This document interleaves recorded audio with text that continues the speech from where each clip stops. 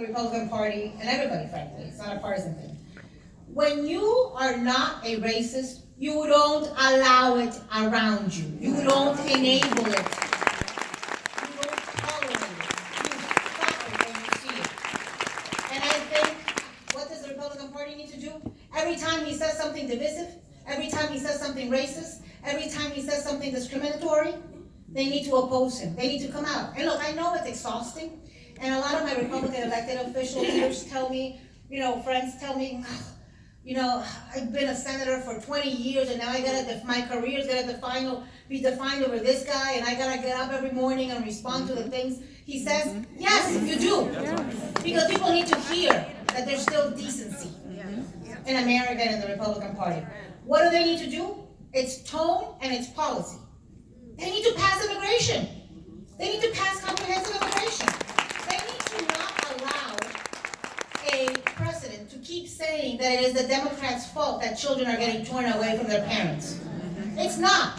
It's his zero tolerance policy from his Mr. Magoo running DOJ. And why does he do it? Because Trump toys with him, tortures him. Remember like that guy that got cut into pieces in Game of Thrones? Yeah.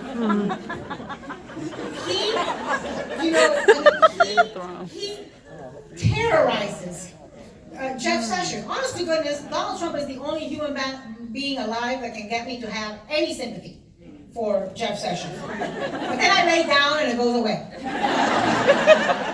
I remember the stuff he's doing with LGBTQ and with immigration, and it goes away. So I think they've got to pass policy. They've got to think of poor people and people who are, who grew up with less opportunities when they're doing things like tax policy. They've got to stop talking. They've got to stop this man with this thing about getting rid of the pre-existing condition. I mean, one of the things that I really can't believe it upsets me is, we have seen time and time again for the last 16 months or whatever it is, 17 months. God, it feels like dog years. Trump say horrible things that are offensive towards African Americans, towards immigrants, towards women. And when he went after Federica Wilson, the congresswoman from South Florida, I can just, in my head, I can think of so many different instances.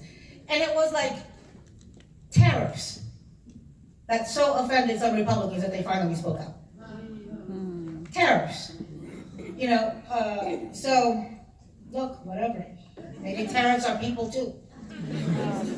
So I think it's about policy, I think it's about tone, I think it's about confronting divisiveness and hostility when you see it, not sitting on your hands. I think one of the things that's happened to the Republican Party is,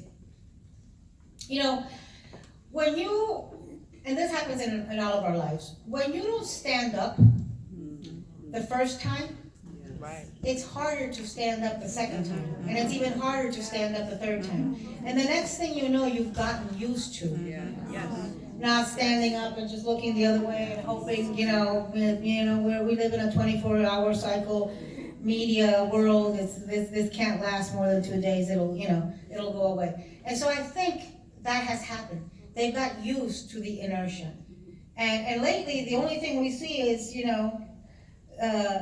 they only stand up when they're retiring. Well, baby, that doesn't work for me. This last minute retirement era courage doesn't work for me. And it's what's happening. I mean, some of them don't even get courage when they're retiring. Paul.